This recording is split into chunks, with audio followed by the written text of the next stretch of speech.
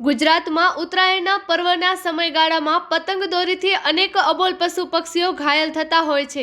સાથે જ તહેવારને ધ્યાને લઈ ધર્મપ્રેમી લોકો પશુઓને ખાસ કરીને ગાયને ધૂંધરી, રંજકો અને લીલું ઘાસ વગેરે ખવડાવતા હોય છે, જેના થકી ઘણીવાર પશુઓને આફરો અને પોઈઝનિંગ થતું હોય છે।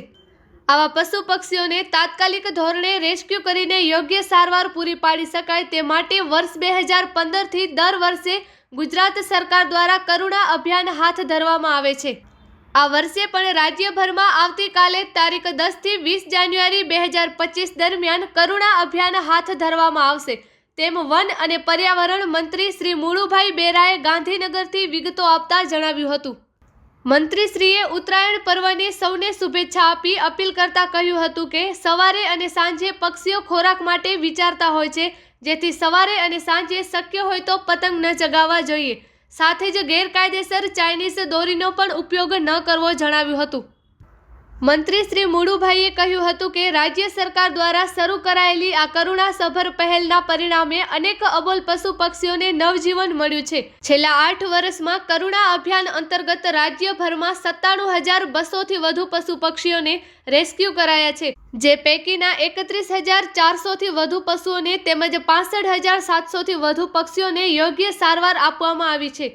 સૌથી વધુ અમદાવાદ જિલ્લામાં આશરે 17,600થી વધુ પશુ પક્ષીઓને સારવાર અપાઈ છે, જેમાં 2,400 જેટલા પશુઓ અને 15,200થી વધુ પક્ષીઓનો સમાવેશ થાય છે।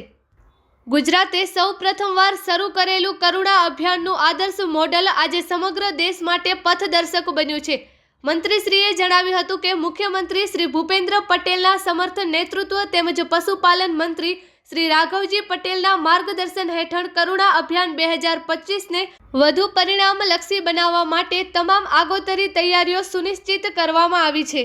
આ જીવદયાના અભિયાનને સફળ બનાવવામાં પશુપાલન, વન વિભાગ અને મહાનગરપાલિકાઓ સહિતની વિવિધ સ્વૈચ્છિક સંસ્થાઓ પોતાનો સિંહ ફાળો આપી રહી છે। સાથે જ રાજ્યના કોઈ પણ સ્થળે ઘાયલ પક્ષીઓને ઝડપી અને યોગ્ય સારવાર આપવા માટે વન વિભાગ દ્વારા વોટ્સએપ નંબર 83 20 00 20 00 અને 1926 હેલ્પલાઇન જાહેર કરાયો છે। આ નંબર પર મેસેજ કરવાથી એક લિંક મળશે, જેને ક્લિક કરવાથી જિલ્લાવાર ઉપલબ્ધ તમામ પક્ષી સારવાર કેન્દ્રોની માહિતી મળશે। આ ઉપરાંત પશુપાલન વિભાગ દ્વારા 1962 નંબર સેવારત છે। આ નંબરનો સંપર્ક કરી નાગરિકો અબોલ પશુ પક્ષીઓનો જીવ બચાવી શકશે તેમ મંત્રીશ્રીએ ઉમેર્યું હતું। વન અને પર્યાવરણ રાજ્ય મંત્રી શ્રી મુકેશભાઈ પટેલે ઉત્તરાયણ પર્વની શુભેચ્છા પાઠવતા જણાવ્યું હતું કે કરુણા અભિયાન 2025માં આશરે 600થી વધુ વેટરનિટી તબીબો તેમજ 8,000થી વધુ સેવાભાવી સ્વયંસેવકો સેવારત રહેશે। સાથે જ પશુપાલન વિભાગ, વન વિભાગ અને વિવિધ સેવાભાવી સંસ્થાઓના મળીને રાજ્યભરમાં કુલ 1,000થી વધુ સારવાર કેન્દ્રો પણ ઊભા કરાશે। આ અભિયાન દરમિયાન રાજ્યભરના 865 પશુ દવાખાના, 34 વેટરનિટી પોલીક્લિનિક, 27 શાખા પશુ દવાખાના ઉપરાંત 587 જેટલા ફરતા પશુ દવાખાના અને 37 કરુણા એનિમલ એમ્બ્યુલન્સ રજાના દિવસે પણ કાર્યરત રહેશે, જ્યાં ઘાયલ પશુ પક્ષીની સારવાર માટે જરૂરી તમામ સાધનો અને દવાઓનો સ્ટોક સુનિશ્ચિત કરવામાં આવશે।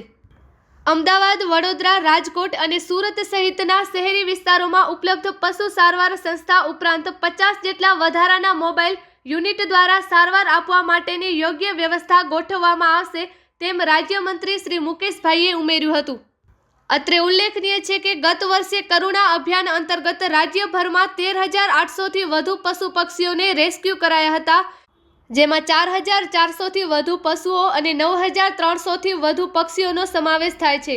જ્યારે છેલ્લા 8 વર્ષમાં અમદાવાદ જિલ્લા બાદ સૌથી વધુ સુરત જિલ્લામાં 13,300થી વધુ, વડોદરા જિલ્લામાં 10,700થી વધુ, રાજકોટ જિલ્લામાં 8,300થી વધુ, આણંદ જિલ્લામાં 6,800થી વધુ અને જૂનાગઢ જિલ્લામાં 6,100થી વધુ પશુ પક્ષીઓને રેસ્ક્યુ કરીને સારવાર પૂરી પાડવામાં આવી હતી।